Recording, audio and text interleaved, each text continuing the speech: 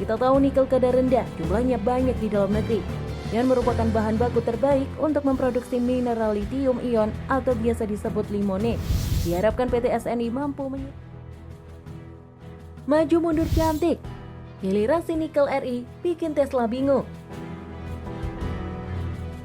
Sebelum menonton video ini, tarik nafas dulu dan jangan lupa untuk subscribe dan aktifkan loncengnya. Pemerintah terus mendorong hilirisasi di sektor pertambangan mineral, khususnya nikel. Menteri Koordinator Bidang Kemaritiman dan Investasi Jenderal TNI Luhut Binsar Panjaitan mengatakan pengembangan hilirisasi sudah berjalan selama 7 tahun. Dalam acara pengukuhan Dewan Pengurus APKASI masa bakti 2021 sampai 2026 dan Rakernas ke-13 APKASI tahun 2021 di Bali yang disiarkan YouTube APKASI Sabtu 19 Juni 2021, Luhut bahkan mengatakan jika raksasa mobil listrik asal Amerika Serikat, Tesla, sampai bingung melihat hal tersebut. Menurut Luhut, pengembangan hilirisasi 7 tahun itu kerjakan. Ini banyak yang sangat nggak tahu.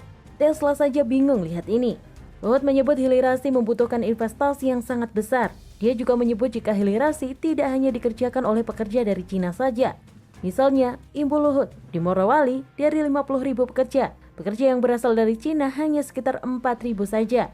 Dan pekerja ini nantinya akan diganti secara bertahap dengan lulusan Politeknik Morowali. Pihaknya berharap 2024 sudah produksi litium baterai. Dan produksi nanti baterai pak sampai 100 MW simpan energi.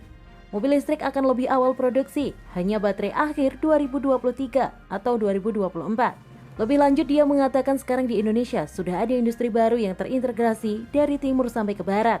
Menurut Luhut, tanggal 3 Juli nanti, di Bintan akan ada pengapalan pertama untuk alumina. Investasi hampir 2 miliar US dollar akan berkembang dan kita kembangkan di Kalimantan Barat. Lihat lagi di Morowali, akan lihat eksplor perdana dari High Pressure Acid Leach atau HPAL, bangun dari baterai litium. Ex-kepala kantor staf presiden itu menyebut semua ini terintegrasi dari sebagian besar investasinya dari Cina. Namun ada juga dari Perancis, Indonesia, dan Australia. Menurutnya, Indonesia saat ini kena anti-dumping oleh Cina karena kos yang lebih murah. Karena kos Indonesia lebih murah dari Cina, Indonesia dikenakan pajak tambahan karena lebih murah dari barang yang diproduksi sama di Cina. Kenapa produk Indonesia lebih murah? Luhut menjelaskan jika listrik di tanah air tergolong murah, yakni 5 US dollar per sen kilowatt-hour. Ongkos transportasi 1-2 US dollar per ton. Sementara Cina listriknya antara 9-12 US dollar per kilowatt-hour dan transportasi 5-10 US dollar per ton. Kalau bisa dikelola negara dengan bagus, Indonesia ini akan jadi negara yang baik. Indonesia masuk ke dalam global supply chain. Hilirisasi nikel ini buat ekspor baja menguat. Tahun ini akan bisa hampir 20 miliar US dollar ini membuat salah satu penopang ekonomi kita. Wakil Ketua Komisi 7 DPR RI Bambang Wuryanto mendorong percepatan hilirisasi nikel ke dalam negeri. Ia menilai PT Smelter Nikel Indonesia bisa menjadi role model bagi perusahaan sektor hilirisasi nikel kadar rendah, guna mendukung percepatan industri kendaraan listrik dalam negeri. Pihaknya mengatakan teknologi yang digunakan merupakan karya anak bangsa. Secara bisnis teknologi atmospheric leaching sangat ekonomis, sehingga layak untuk dikembangkan dalam skala produksi yang lebih besar. Dalam kunjungan tersebut, anggota Panja Minerba juga mendalami permasalahan yang berkembang di sektor hilirisasi mineral khususnya nikel, termasuk kendala-kendala yang sedang dihadapi oleh PT Smelter Indonesia dalam membangun infrastruktur, pengelolaan, dan pemurnian saat ini. Politisi fraksi PDI Perjuangan ini menuturkan kewajiban hilirisasi mineral nikel ke dalam negeri mutlak dilakukan agar mampu memberikan nilai tambah lebih dari produk bahan mentah, memperkuat struktur industri nasional, menyediakan lapangan kerja, dan memberi peluang bagi tumbuhnya industri dalam negeri. Kewajiban hilirisasi juga sejalan dengan UU Nomor 4 Tahun 2009 tentang pertambangan minerba. Berdasarkan data dari Dirjen Minerba Kementerian ESDM pada tahun 2021, terdapat beberapa smelter nikel akan selesai pembangunannya. Salah satunya adalah smelter dari PT Smelter Nikel Indonesia yang hingga saat ini prosesnya telah mencapai 80,13%. Namun dikarenakan pandemi COVID-19 yang berlangsung sejak awal Maret 2020, sedikit banyak memberi pengaruh terhadap target penyelesaian beberapa proyek pembangunan smelter di dalam negeri karena adanya investor yang melakukan penundaan investasi.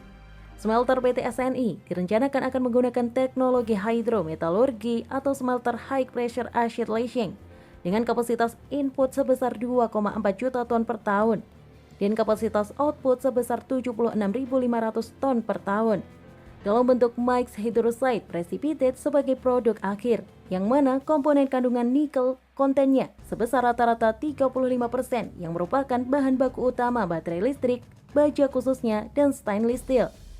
Kita tahu nikel kadar rendah jumlahnya banyak di dalam negeri dan merupakan bahan baku terbaik untuk memproduksi mineral lithium ion atau biasa disebut limonite.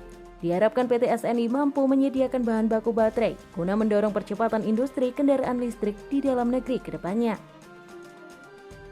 Ingin tahu lebih menarik? Yuk simak video selanjutnya. Proyek kereta cepat Jakarta-Bandung, kereta cepat pertama di Indonesia. Sebelum menonton video ini, tarik nafas dulu dan jangan lupa untuk subscribe dan aktifkan loncengnya. Terkait proyek kereta cepat Jakarta-Bandung kapan selesai, semakin mencuat usai proyek tersebut ditinjau langsung oleh Presiden Joko Widodo. Jokowi memang sempat meninjau pembangunan kereta cepat Jakarta-Bandung dalam rangkaian kunjungan kerja Presiden setelah sebelumnya meninjau pelaksanaan vaksinasi gotong royong di kawasan industri di Cikarang, Kabupaten Bekasi, Jawa Barat. Kepala negara itu datang langsung ke lokasi proyek yang dikelola PT Kereta Cepat Indonesia Cina atau KCIC untuk melihat dan mendengarkan secara langsung perkembangan proyek kereta cepat Jakarta-Bandung terkini. Dalam keterangan resmi PT KCIC, Direktur Utama KCIC, Dwiana Slamet Riyadi, menjelaskan bahwa proses proyek kereta cepat Jakarta-Bandung telah mencapai angka 73,48%. Dari capaian itu, setidaknya bisa dilihat gambaran ke depan untuk menjawab pertanyaan terkait proyek kereta cepat Jakarta-Bandung kapan selesai. Chandra memaparkan bahwa saat ini proyek kereta cepat Jakarta-Bandung akan memasuki tahap kesiapan operasi. Proyek kereta cepat Jakarta-Bandung memasuki babak baru. Proyek prestisius yang sering molor dari target kini sudah mencapai 64,4%. Pencapaian proyek strategis nasional ini telah menyelesaikan konstruksi Tunnel 1 proyek kereta cepat Indonesia-Bandung sepanjang 1.885 meter yang melintang di bawah jalan tol Jakarta-Cikampek. Menteri Koordinator Bidang Kemaritiman dan Indonesia Luhut Binsar Panjaitan mengapresiasi tembusnya Tunnel 1 KCJB.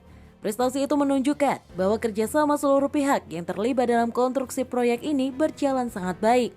Berikut fakta-faktanya. Pertama, Menteri Koordinator Bidang Kemaritiman dan Investasi Luhut Binsar Panjaitan memberikan penjelasan terkait banyak masalah yang bisa terjadi pada proyek kereta cepat Jakarta-Bandung. Menurut dia, masalah itu mulai dari investasi, pembebasan lahan, hingga hubungan dengan masyarakat. Jadi pihaknya meminta koordinasi dengan pihak Cina yang bekerja sama dalam proyek ini harus ditingkatkan. Kita juga ingin Indonesia harus belajar dari Cina. Sebab setiap proyek yang digarap oleh pihak Cina bisa berjalan dengan cepat. Kedua, Luhut menceritakan proyek ini dibangun saat itu masih menjadi kepala staf presiden, di mana pada saat itu banyak perubahan yang terjadi pada proyek kereta cepat. Pada saat itu saya masih jadi kepala staf presiden dan saat itu banyak perbedaan. Namun itu harus dilakukan, seperti kerjasama yang baik dengan teman-teman Cina agar proyek bisa lanjut seperti ini. Pihaknya juga menegaskan masih banyak pekerjaan yang menanti proyek kereta cepat. Di antaranya menyambungkan jalur hingga menyiapkan operasional kereta cepat. Hal ini kita harus hubungkan pilar demi pilar, susun rel menjadi jalur, siapkan serangkaian sertifikasi, siapkan operasi kereta cepat. Itu adalah pekerjaan yang menanti. Ketiga, menurut Menko Luhut, proyek ini menjadi kebanggaan bagi bangsa Indonesia, di mana ini menjadi transportasi massal modern untuk memecah masalah kebutuhan mobilitas Indonesia. Proyek kereta cepat Jakarta-Bandung adalah proyek yang penting yang menjadi perhatian kita bersama. Proyek ini merupakan titik lain modernisasi transportasi publik di Indonesia. Jadi dengan adanya kereta cepat di Indonesia, diharapkan mampu memberikan dampak positif bagi perekonomian, kesejahteraan masyarakat, dan kemajuan bangsa Indonesia. Keempat, pada pidato Presiden Juli tahun lalu yang membahas soal visi Indonesia, ada satu hal, yakni Presiden meminta semua untuk terus melanjutkan proyek pembangunan infrastruktur sebagai bagian dalam rencana lompatan besar untuk merancang strategi pembangunan nasional. Kereta cepat Jakarta-Bandung inilah yang nantinya saya impikan sebagai lompatan besar yang diidamkan oleh Bapak Presiden. Kelima, Proyek ini merupakan proyek kereta cepat pertama di Asia Tenggara berkat kerjasama strategis melalui program Belt and Road Initiative antara kedua negara, yakni Indonesia dan Cina. Sekaligus dibuat terkagum atas tembusnya tunnel utama yang diresmikan pada hari ini. Tunnel ini merupakan salah satu tunnel dari 13 tunnel yang rencananya akan dibangun dan memiliki total panjang 16,9 km dari 142,3 km jalur kereta cepat Jakarta-Bandung. Proyek kereta cepat ini sudah mencapai angka 64,4 dari penyelesaian keseluruhan. Kereta cepat ini nantinya akan menempuh perjalanan dari Jakarta menuju ke Bandung yang hanya ditempuh dalam waktu kurang dari 45 menit. Yang terakhir, kereta ini juga nantinya akan dipadukan dengan sistem Transit Oriented Development, di mana nantinya metode ini akan mengembangkan kawasan urban dengan memaksimalkan jumlah ruang hunian, kawasan bisnis dan hiburan, dengan jarak yang dekat dengan transportasi umum.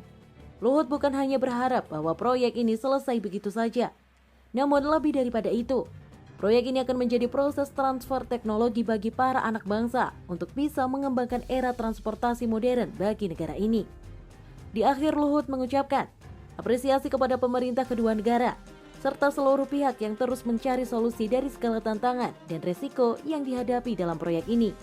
Marilah kita bersama-sama mengawal dan terus memberikan dukungan terbaik bagi penyelesaian proyek kereta cepat Jakarta-Bandung agar dapat menjadi kebanggaan bangsa Indonesia.